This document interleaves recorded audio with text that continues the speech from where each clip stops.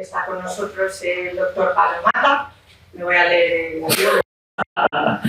Es licenciado en Medicina por la Universidad de Oviedo, especialista en Medicina de la Educación Física y el Deporte, técnico en prevención de riesgos generales. Ha colaborado en el campo asistencial y formativo con diversas instituciones públicas y privadas, y su actividad profesional se ha centrado en el campo de la hemodonación. En el 91 se integró, pasó a formar parte del Centro Comunitario de Sangre y Tejidos de Asturias, y desde el 2008 ocupa el cargo de coordinación de extracciones y responsable de promoción, y es el motivo por el que está hoy con nosotros.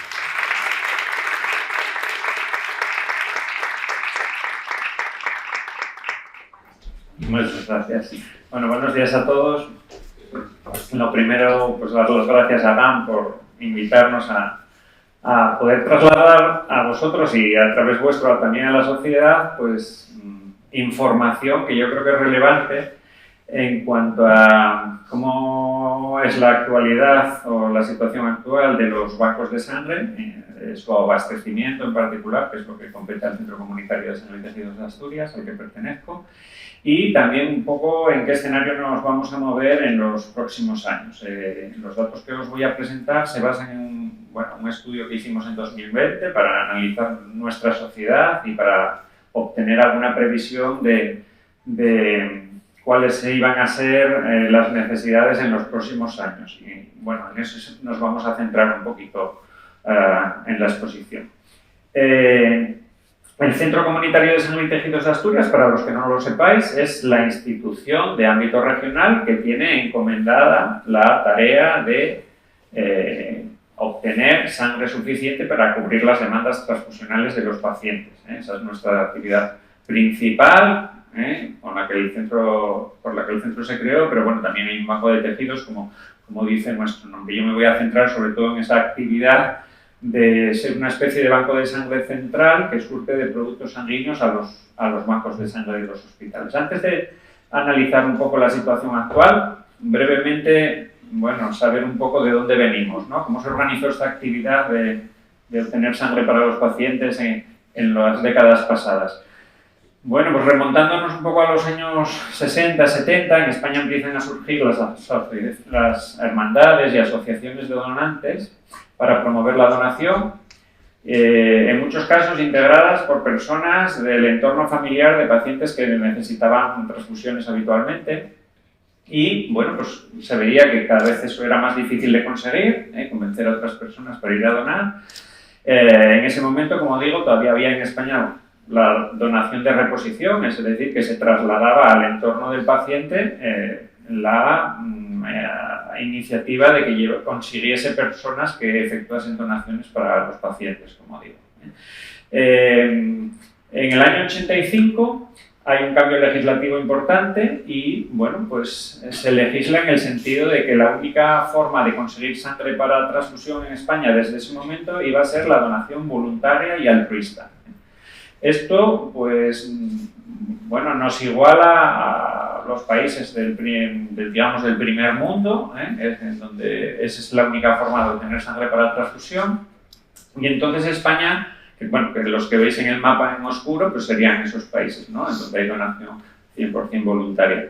España deja atrás entonces otros métodos de obtener sangre para transfusión, que eran la donación remunerada, es decir, pagarle a una persona para que fuese a donar, o la donación de reposición a la que me acabo de referir, ¿no? Que, pues cuando una persona era transfundida en un hospital, se le decía a su familia que consiguiese X personas para reponer la sangre que su pariente o su familiar había recibido.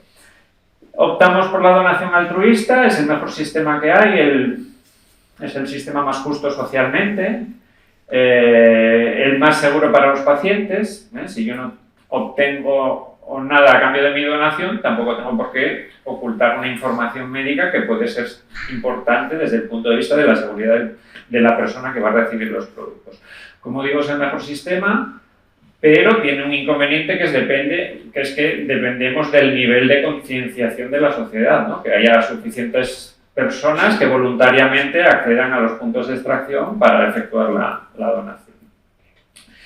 A finales de los años 80, en un entorno de necesidades crecientes de transfusiones, pues España opta por el modelo de los centros de transfusión, que son genéricamente el nombre que reciben los centros que se dedican a nuestra actividad, es decir, un centro que se dedica a recoger sangre, a procesarla, a analizarla y obtener una serie de productos y enviarlos a los bancos de sangre de los hospitales. Y bueno, en el 87 pues, se crea formalmente el centro, en ese momento el Centro Comunitario de Transfusión de Asturias, lo que es ahora el Centro Comunitario de Sangre y Tejidos de Asturias, como una institución que aglutine los medios materiales y humanos dedicados a esta actividad. Antes de eso, pues en las décadas anteriores, cada hospital, fundamentalmente los dos hospitales más importantes que había en ese momento en la región, en las décadas anteriores, que eran la residencia sanitaria de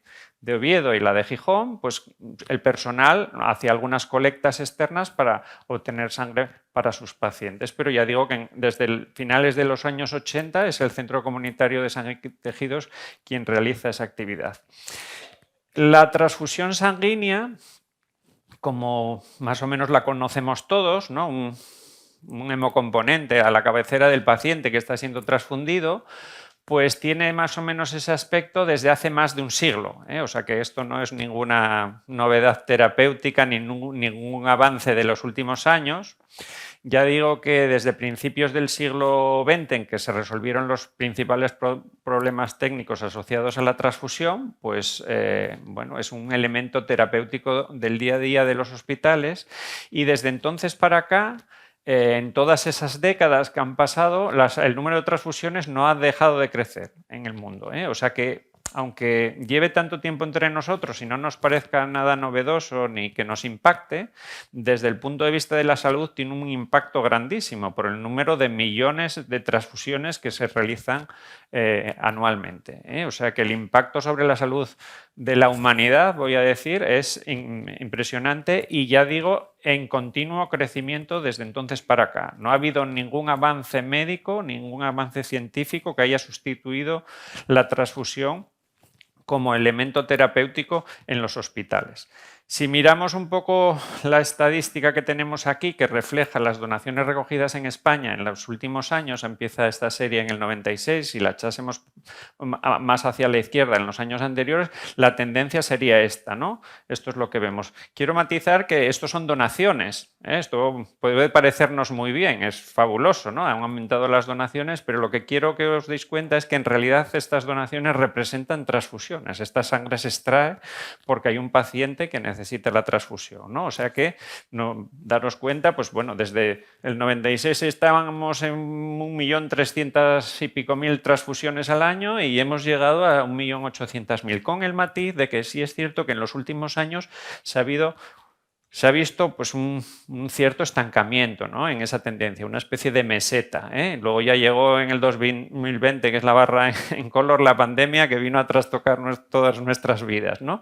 Bueno, esos los datos de España, y aquí tenemos los de Asturias, que lógicamente pues, bueno, son prácticamente similares, ¿no? Con pequeños dientes de sierra, porque nosotros nos movemos en cifras más bajas, ¿no? Pues cuando el centro se creó pues, en 34.000 y llegamos pues, a 44.000 aproximadamente, ¿no?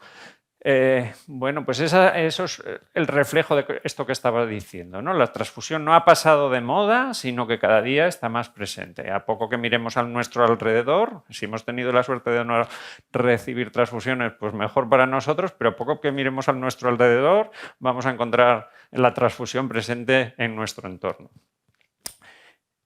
También se observa esa pequeña meseta en los últimos años. En este caso hay algunas cifras más y bueno, veis que, pues que con la pandemia disminuyeron un poco las donaciones porque afortunadamente también se reorganizó la actividad sanitaria y entonces con esas donaciones menos pudimos dar respuesta, pero bueno, ya volvemos un poquitín a la tendencia de los años anteriores, ¿no? Eso ha sido la evolución.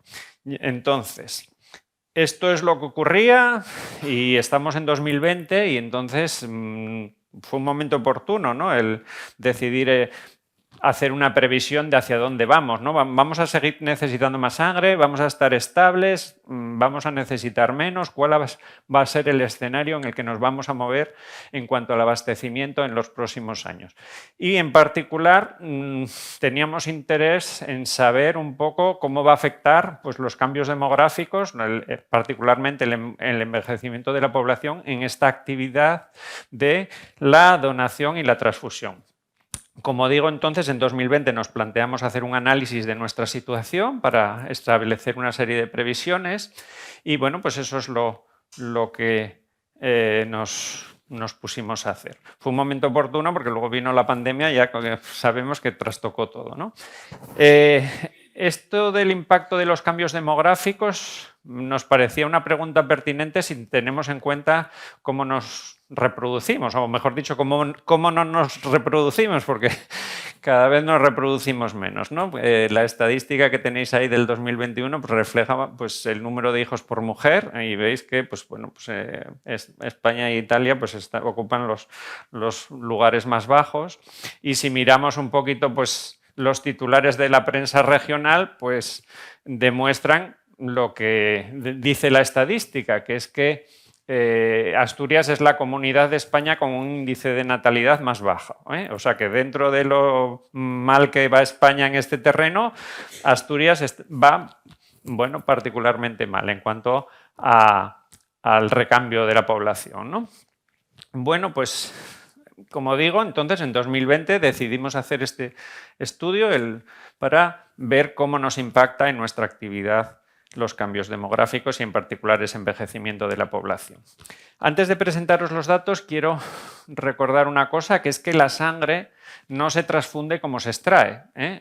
Los que hayáis donado alguna vez veis que nosotros recogemos una bolsa, bueno, pues no se hacen unos análisis, esa bolsa se manda para el hospital, ¿no?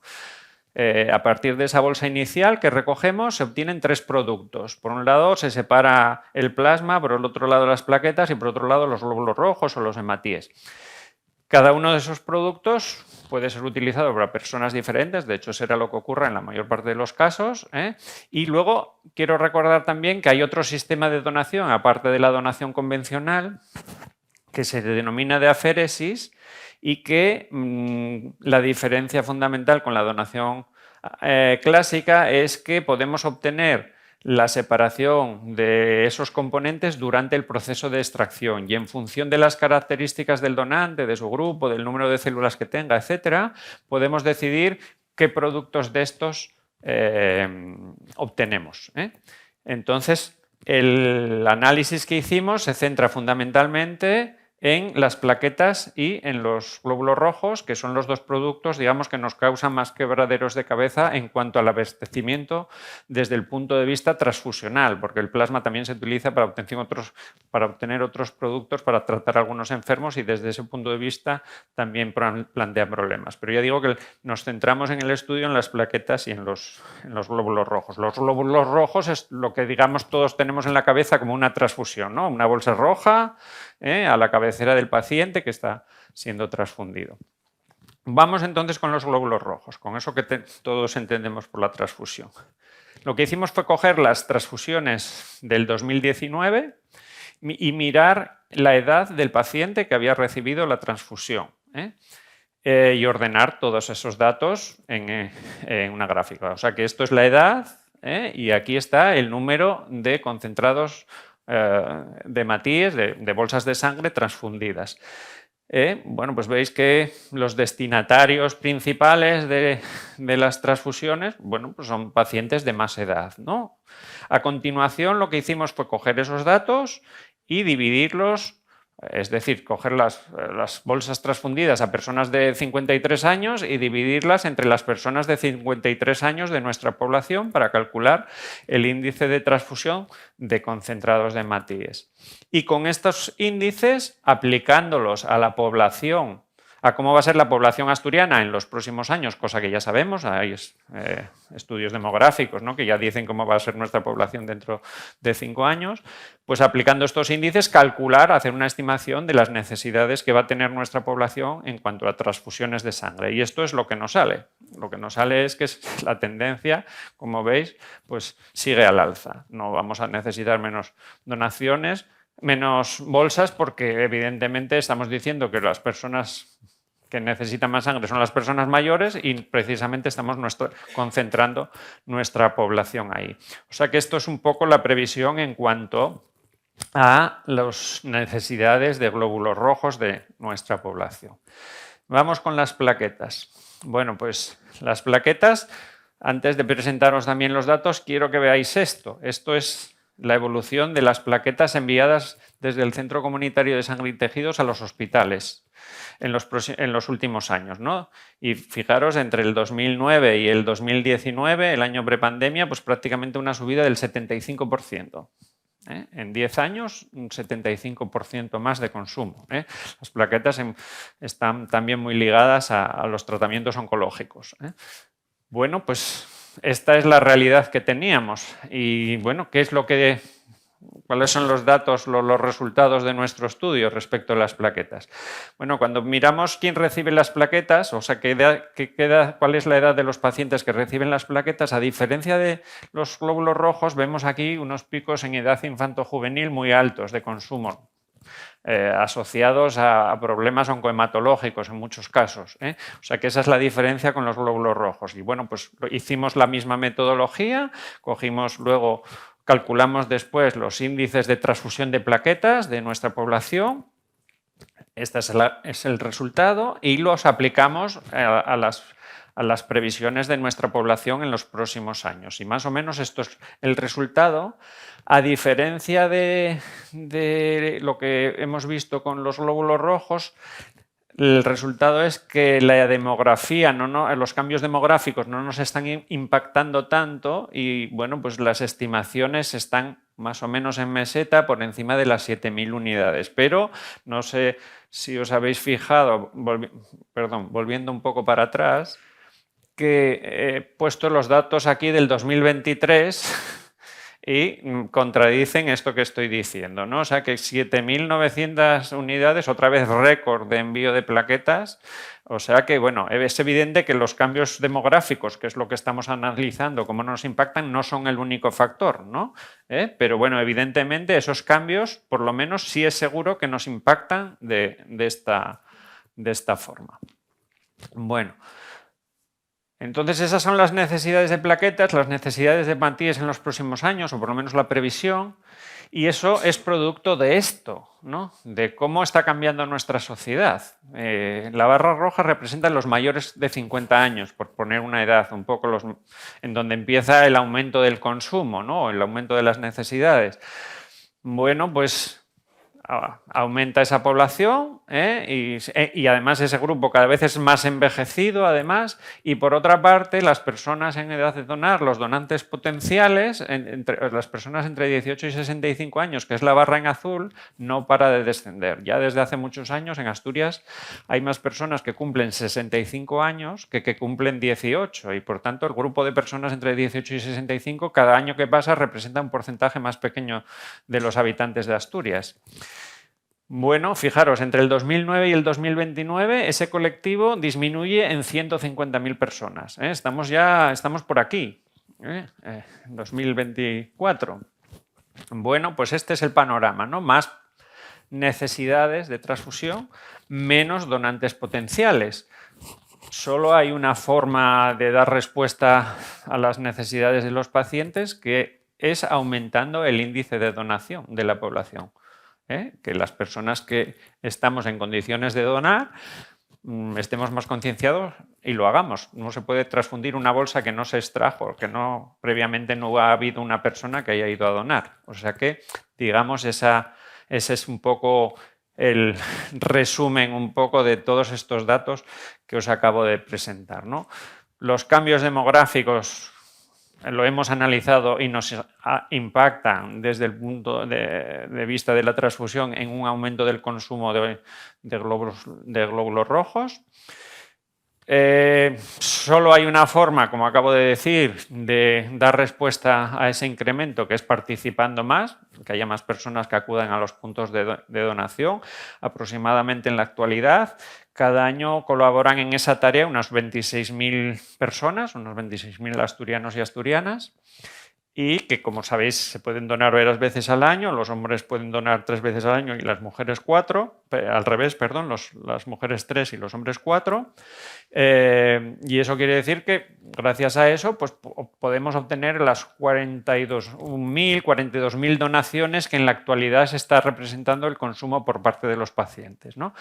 Pero sí es cierto que notamos, los que trabajamos en esto, cada vez una mayor dificultad para conseguir ese objetivo, ¿eh? Cada vez es más frecuente a lo largo del año momentos de dificultad, y esos momentos de dificultad se repiten cada vez con menos tiempo. Eso nos hace aumentar el mensaje de necesidad sobre los donantes registrados, con lo que eso conlleva, ¿no? Porque antes, cuando hacíamos un llamamiento, notábamos que había una respuesta, ¿no?, por el impacto que causaba el mensaje, pero claro, si siempre estás dando el mismo mensaje de la necesidad, llega un momento que ya, bueno, es humano, eso te impacta menos, ¿no? O sea que, bueno, la dificultad para abastecer a los bancos de sangre de los productos que necesitan los pacientes, bueno, es cada vez más complicado esta situación, y al final, bueno, sí digo que, por eso decía al principio que damos las gracias porque darnos esta oportunidad para trasladar esta situación a la sociedad, porque bueno, yo creo que como usuarios del sistema sanitario todos somos los primeros interesados que el sistema cuente con los recursos que los pacientes necesitan, ¿no?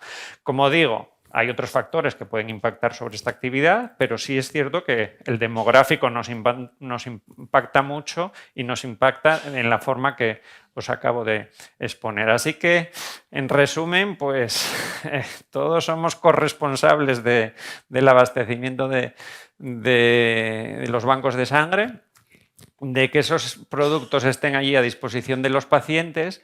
Y comentaba yo antes de la charla que ahora ya los donantes ya no solo les pedimos que donen, o sea, que lo sigan haciendo, ¿no?, sino que nos ayuden un poco con los codos a tocar a las personas de su entorno, a decir, oye, yo voy a donar, pero esto no es solo cosa mía, que todos podemos, etcétera, ¿no? Porque en la medida que esas 26.000 personas que colaboran, sean 28.000, 30.000 o 32.000 cada año, pues estaremos todos más tranquilos en cuanto a que esos productos que los pacientes necesitan estarán en el banco. O sea que os animo a participar. Y de hecho, bueno, antes de pasar a la colecta, a informar sobre la colecta que tendremos aquí, quería referirme también brevemente a la donación de médula.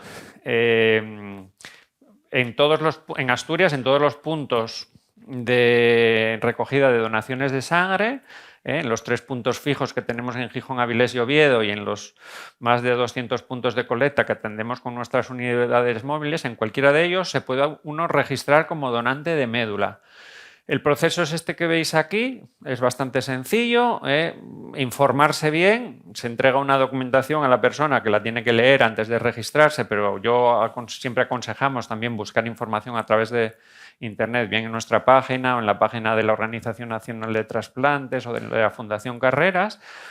Hay que saber un poco a qué me estoy apuntando, ¿no? Luego hay que rellenar una documentación y a la vez pues, se extrae una muestra de sangre para hacer un estudio de cómo son nuestras células, para valorar una serie de cosas que son las que se tienen en cuenta a la hora de valorar si 2 personas son compatibles o no a estos efectos. Luego esos datos, bueno, en nuestro caso se envían al servicio de inmunología, etcétera, se introducen en el Registro Nacional de Donantes para que esa persona quede a disposición de los pacientes que necesitan encontrar una persona compatible, en cuyo caso, si se da esas circunstancias, es cuando se avisaría al donante para hacer la donación. Los requisitos para registrarse como donante de médula son más o menos los mismos que para ser donante de sangre, con la única diferencia importante de que la edad es hasta los 40 años. Ese es, digamos, el matiz más importante en cuanto a diferencias de registrarse como donante de médula o donar sangre. Bueno, pues viendo este panorama que tenemos, pues aquí estaremos otra vez el próximo 13 de marzo, miércoles 13 de marzo, ¿no? Os animo a participar por todo esto que os acabo de exponer, que ya digo que los que trabajamos directamente en esto vemos la situación con preocupación. De hecho, bueno, pues en lo que va de año ya hemos tenido que recurrir a otras comunidades para que nos presten ayuda porque no hemos sido capaces de dar respuesta a las necesidades de los pacientes de asturianos solo con las donaciones que hemos recogido aquí, a pesar de que hemos recogido más donaciones que habitualmente. Estaremos aquí por la mañana ese día. ¿Recomendaciones para los que queráis donar? Pues bueno, la recomendación fundamental es estar bien hidratado, o sea que es, como venimos por la mañana, pues desayunar normalmente y beber algo más de líquido, que es lo más importante también para después de la donación. Y bueno, cabe preguntarse un poco si esto de venir a una empresa a recoger donaciones tiene sentido, ¿no? Bueno, pues fijaros si tiene sentido. No esperamos recoger esto, pero estos son los datos, es un artículo que salió en la prensa correspondiente al 2022 y pues en esta planta de Citroën en Vigo, pues 712 donaciones. Desde el año 1995, 71.792 donaciones, ¿no? Bueno, no esperamos obtener estos resultados aquí el 13 de marzo, ¿no? Por razones evidentes, pero sí quiero hacer un poco una reflexión sobre todo esto, ¿no? Para nosotros las empresas tienen una ventaja, que es un colectivo constituido, organizado, en donde el mensaje puede fluir, en donde las personas que ya son donantes pueden animar a otras personas a donar, etcétera, ¿no? Desde el punto de vista de la empresa, ahora tenemos la fortuna de que en la responsabilidad social nos da un marco conceptual, ¿no? Para entender que, bueno, que la empresa no solo tiene su actividad profesional, sino que también tiene una repercusión e impacta sobre la sociedad. Esta es una forma clarísima, ¿no? Si esto no impacta, 71.700 donaciones, que es lo que nosotros consumimos en Asturias casi en 2 años, ¿no? Pues fijaros el impacto, ¿no? La capacidad. Y además, pues bueno, pues hay una tradición que viene de muy atrás. Recientemente nos hicieron llegar esta foto que nos hizo mucha ilusión y que, bueno, incluso antes de que la responsabilidad social se estuviese poniendo en marcha en nuestras empresas o que hubiésemos oído hablar casi de ella, pues ya había una tradición en Asturias de que, bueno, que las empresas participaban y entendían que, bueno, que tenían que proyectarse también a lo social, ¿no? O sea que, bueno, esto tampoco es una novedad, no se inventó aquí, evidentemente se hace en toda España, en todos los países desarrollados pues hay esa tradición, ¿no? De que las empresas participen y por tanto, pues bueno, pues os doy las gracias ya de antemano por vuestra colaboración ese día y el mensaje es que, bueno, pues que para que los bancos de sangre tengan recursos suficientes, hemocomponentes en cantidad suficiente,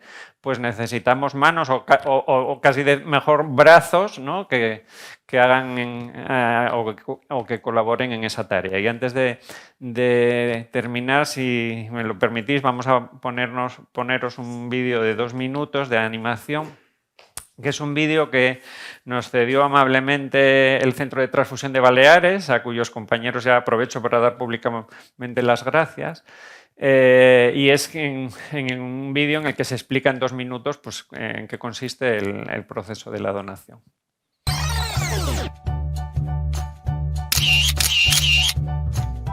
Estás a punto de hacer algo increíble.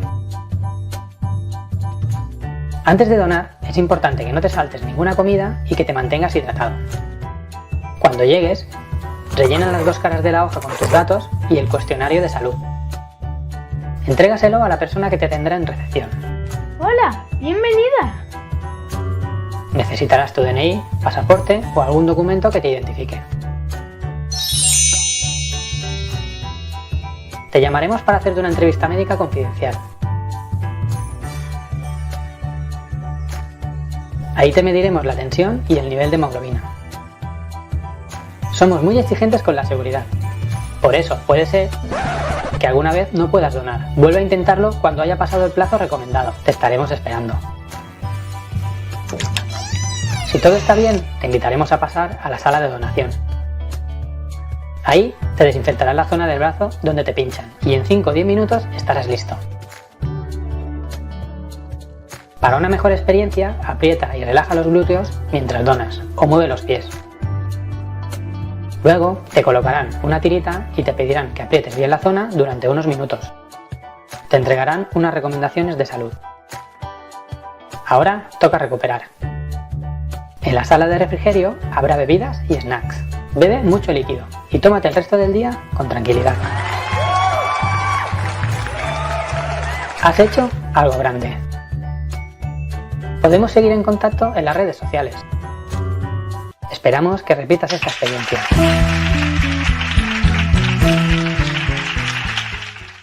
Lo que sí quiero trasladaros es que, como bien sabéis, por vuestra actividad profesional, para cuando se consigue algo, ¿no? O se persigue un objetivo, o hay un logro en la empresa, eso es porque no ocurre de casualidad. Siempre hay un trabajo de muchas personas detrás, ¿no? Cuando esos datos que os he presentado de esa planta, que hay 700 donaciones, es porque la propia organización está enfocada e implicada un poco en ese proceso, ¿no? O sea que realmente cuando nosotros vamos a un sitio y hay donaciones, realmente no las conseguimos nosotros. Sí es cierto que nosotros a nuestra base de donantes les citamos, es decir, les avisamos, al margen de que en la empresa es fácil porque puede hacerse un mailing interno, etcétera. A nuestros donantes, cuando acudimos a los puntos de colecta, se les cita, pero muchas veces se trata un poquitín de ampliar el círculo, del círculo, ¿no? Y entonces ahí es donde, bueno, pues yo creo que la empresa, bueno, tiene posibilidades de animar y dejar claro que esto también es una actividad que nos compete a todos, ¿no? Más allá de eso, pues bueno, los datos que os presento van un poco para que todos nos demos cuenta que independientemente de que estemos en esta empresa o en otra empresa o estemos sin trabajar o ya nos hayamos jubilado, bueno, pues esa parte de la sanidad la atendemos entre todos. Por nuestra parte, ¿qué podemos hacer desde el Centro de Sangre y Tejidos? Bueno, pues acercar la donación, hacerla lo más fácil posible, pero al final, como digo, depende todo de la decisión individual, de la suma de decisiones individuales, que seamos capaces de obtener productos suficientes. Pero, bueno, volviendo un poco a tu pregunta, pues bueno, yo creo que, y estoy convencido que esta vez, bueno, que hemos hecho más cosas, entre otras cosas esta charla y demás, pues bueno, pues ya estoy convencido que mejoraremos las cifras. ¿Y para donar qué se necesita? O sea, ¿hace falta venir en ayunas? Si nos puedes comentar un poquito. Sí, los requisitos básicos. Sí, los requisitos básicos son muy sencillos. 18 años, yo creo que los tenemos. Sí. Ser mayor de 18 años, pesar más de 50 kilos, aportar un documento que acredite la identidad y, en principio, como recomendación, la que habíamos dicho antes, la principal es estar bien hidratado, ¿eh? Luego el proceso pues incluye eso que hemos visto en el vídeo, mirar la hemoglobina, tomar la tensión, hacer el cuestionario médico. Puede haber alguna cosa que nos lo impida. En la mayor parte de los casos es temporalmente, aunque nosotros decimos aproximadamente en el 10, 12, 15% de las ocasiones hay algún motivo que impide la donación en ese momento. Bien por proteger al donante o bien por proteger a la persona que vaya a recibir los productos. La mayor parte de las ocasiones es por esto segundo, pues cuestiones de viajes, infecciones, cuestiones de ese tipo. Entonces, bueno, siempre animamos a que si hay alguna duda de ese tipo se pregunte donde se debe preguntar, que es o bien en el punto de colecta o si no se quiere hacer allí se puede hacer llamando por teléfono al Centro Comunitario de Sangre y Tejidos previamente. Y hay un médico que va a responder la duda con claridad. Y ya la última, y paro aquí. ¿Por qué decías antes que las mujeres podían donar 3 veces y los hombres 4? Bueno, es lo que establece la ley, eso está legislado, ¿eh? Bueno, está, digamos, justificado entre comillas, y voy a decir entre comillas, por la menstruación, ¿no? Y porque las cifras de hemoglobina en las mujeres son más bajas. Es un parámetro que en las mujeres está habitualmente más bajo. Digo entre comillas porque sí es cierto que Bueno, podría argumentarse que como lo miramos previamente, ¿no? Pues habrá mujeres que, como cualquier valor biológico, si yo digo que las mujeres son más bajas que los hombres, pues es verdad entre comillas, es verdad como generalización, pero habrá mujeres de 2 metros y hombres de 1,55. Y bueno, podríamos argumentar por ahí. Pero bueno, en cualquier caso es una medida un poco de protección adicional en relación con las cifras más bajas de hemoglobina en general en las mujeres. Hola, Pablo. Hola. Viendo que es un centro comunitario de donación de sangre y de tejidos, hasta ahora nos has hablado de la donación de sangre, de la donación de médula, pero a mí ya con la nomenclatura me surge la intriga de realmente si hay donación de tejidos y si es así, ¿qué tipo de tejidos? Eso es, sí. Sí, desde hace ya bastantes años en el centro de sangre hay un banco de tejidos también. Por dar una pincelada así un poco en cuanto a este tema. Todos hemos oído hablar de los trasplantes de órganos, ¿no? Y bueno, sabemos que ese órgano hay que extraerlo y trasplantarlo en las horas posteriores. No somos capaces de mantener fuera del cuerpo de manera viable mucho tiempo un corazón, un pulmón, etcétera, un riñón. Sin embargo, hay una serie de tejidos humanos que sí podemos conservar fuera del cuerpo durante un tiempo prolongado, generalmente con técnicas de congelación.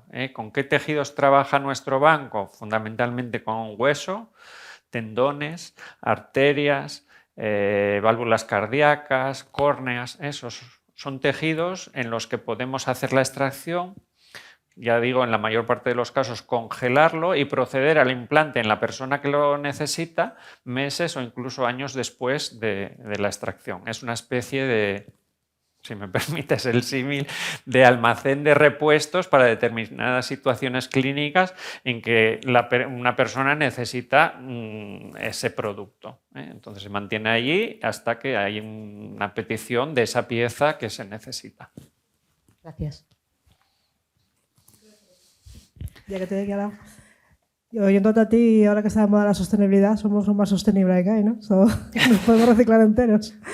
Una pregunta que yo creo que es como, no sé si es un dicho, ¿no?, que había antes, es que la sangre tiene su caducidad, ¿no?, que no toda se aprovecha. ¿Toda la sangre que recogéis tiene su uso o hay momentos de excesos que no se usa toda? Sí. Generalmente el problema viene por el otro lado, o sea que la caducidad, esos 3 productos de los que os he hablado, las plaquetas, el plasma y los glóbulos rojos, cada uno de ellos tiene una caducidad diferente. El plasma se conserva congelado y entonces, bueno, tiene años de caducidad y desde el punto de vista transfusional pues no plantea problemas de ese tipo. Aunque no lo he mencionado antes, lo he mencionado de pasada, sí añadir algún dato más, es que solo aproximadamente un 15% del plasma que nosotros separamos tiene un uso transfusional directo. Se transfunde a determinados pacientes en algunas indicaciones clínicas, que no son muchas. El otro 85% se utiliza para obtener de ese plasma una serie de sustancias que son utilizadas para el tratamiento de algunas enfermedades. Entonces nosotros mandamos ese plasma congelado a una planta fraccionadora que obtiene esos productos y nos devuelve esos productos al centro y desde el centro se envían a su vez a las farmacias de los hospitales. España no es autosuficiente en esos productos, es decir, que con el plasma que se obtiene en España no se obtiene esos productos en cantidad suficiente para cubrir las demandas de los pacientes españoles. Hasta ahora no había mucho problema porque, entre comillas, porque esos productos se pueden obtener del plasma por laboratorios porque tienen consideración de medicamentos. Se hace pues, a partir de programas de donación remunerada en los países en donde eso está permitido, generalmente Estados Unidos, Sudamérica, Alemania también. Entonces las farmacias de los hospitales lo que no cubren con lo que los centros de transfusión españoles les enviamos, pues lo podrían comprar. Lo que ocurrió con la pandemia es que bajaron mucho las donaciones a nivel mundial y de algunos productos incluso subió la demanda, como en el caso de las gamma-globulinas, y hubo un momento ahí de desabastecimiento. Entonces, eso es lo que ha impulsado a los centros de transfusión españoles también a poner un programa para aumentar la recogida de plasma mediante un proceso de plasma féresis que os había comentado antes, solo que orientadas. Entonces, es un nuevo frente para nosotros que atender y, bueno, los donantes ya veis que no nos sobran, luego un factor más de dificultad. Bueno, eso en cuanto al plasma. Los otros dos productos, las plaquetas y los glóbulos rojos, los glóbulos rojos se mantienen refrigerados y su caducidad es de 42 días. No está mucho tiempo en nuestro centro, porque rápidamente se sirven a los hospitales en esta situación que os acabo de describir. Y el producto, digamos, que tiene una caducidad más escasa son las plaquetas, que tiene una caducidad de 7 días. Y es el producto que es más difícil de ajustar la donación y el consumo. Y ahí sí puede haber en algún momento alguna caducidad. Pero bueno, van a ser situaciones, ya digo, más bien excepcionales. ¿Y cómo estamos con respecto al resto de países? Porque España somos líderes en donaciones. Sí, líderes en donaciones de órganos, en trasplantes de órganos. Así es, pero sin embargo en esto no. En cualquier caso, las cifras, a ver, Asturias está bien dentro del conjunto, ¿no? Miras el índice de donación en respecto de nuestra población y bueno, estos años atrás no sé si estábamos en tercer lugar entre las comunidades. Pero bueno, eso son cifras y en realidad lo que tienes que obtener es lo que necesitan los pacientes. Ese es tu objetivo, no estar el tercero, el segundo o el octavo. Si con menos donaciones diésemos un adecuado servicio a los pacientes, pues es que tendríamos que sacar menos sangre, no pasaría nada. O sea que eso es un poco... bueno, la clasificación es un poco, digamos, engañarnos, ¿no? Estamos muy bien terceros, ¿no? Pero si no estamos sirviendo adecuadamente a los hospitales, como acabo de decir, que hemos traído sangre de otras comunidades en lo que llevamos de año, pues es que no estamos haciendo las cosas bien.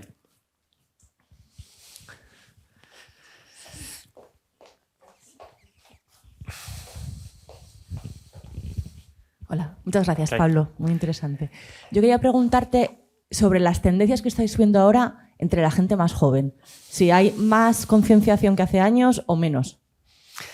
Bueno, la cuestión no solo es que haya más o menos concienciación, es que son menos. Nosotros íbamos antes a la universidad y la universidad de Oviedo hace 15 años tenía más de 30.000 alumnos y ahora pues tiene menos de 20.000.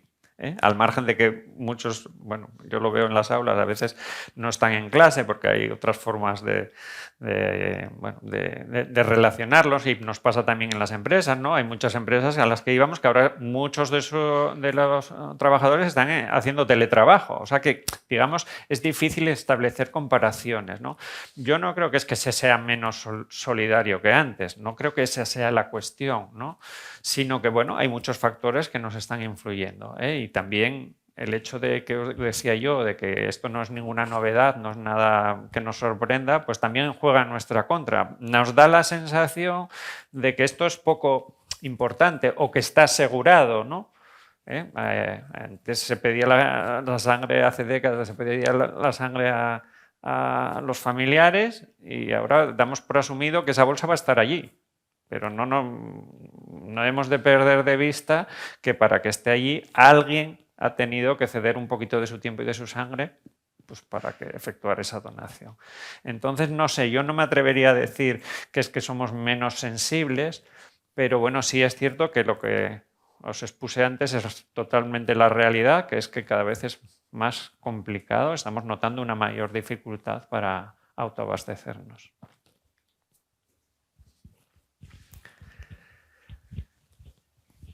Hola, doctor, muchas gracias. Para una persona que ya sea donante habitual y conozca el procedimiento estándar y que se sienta atraído o interesado por la plasmaféresis, ¿qué le dirías? ¿Que continuara donando sangre o que se sometiera a ese proceso? Y en ese caso, ¿qué condiciones tendría que cumplir y en qué consiste el proceso de plasmaféresis? Sí.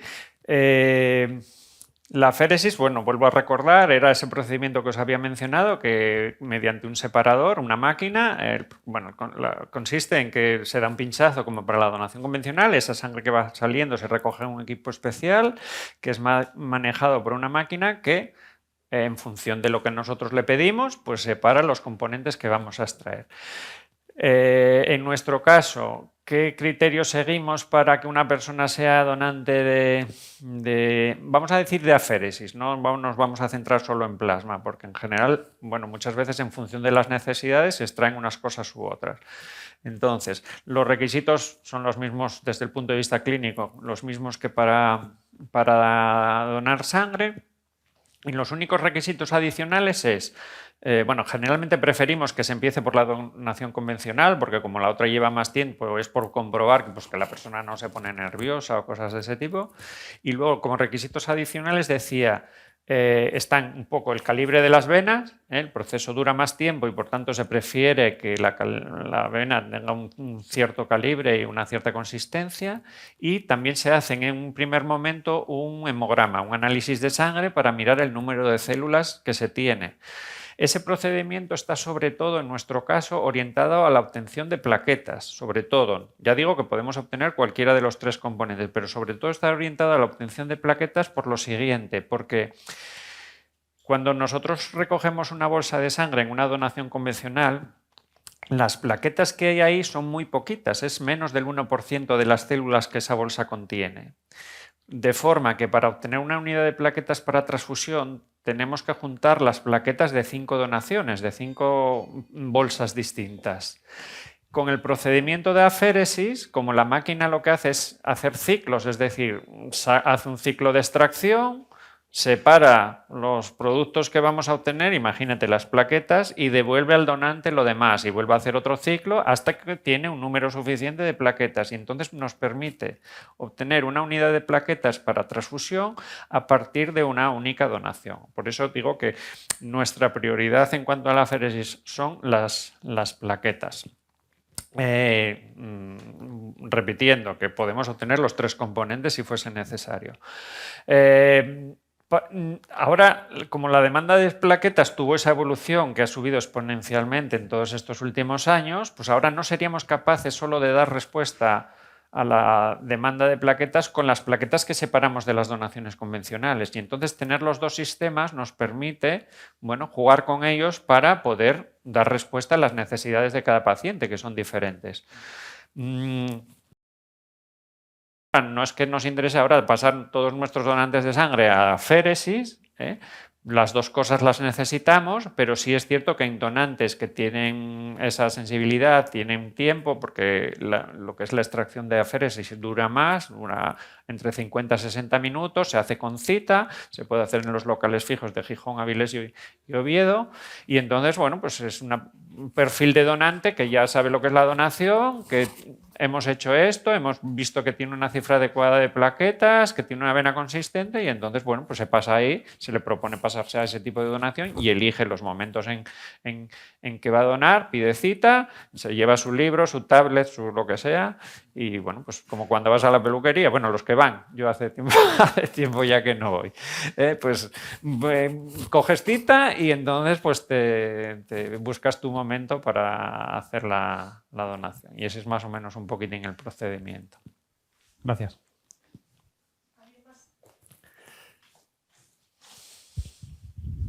Pues nada, muchísimas gracias, Pablo, y os animo a todos a participar el día 13, donde podemos ir a donar sin necesidad de tener un autobús delante de la puerta de la oficina. Vale. Así que muchísimas gracias y un placer. Gracias a vosotros.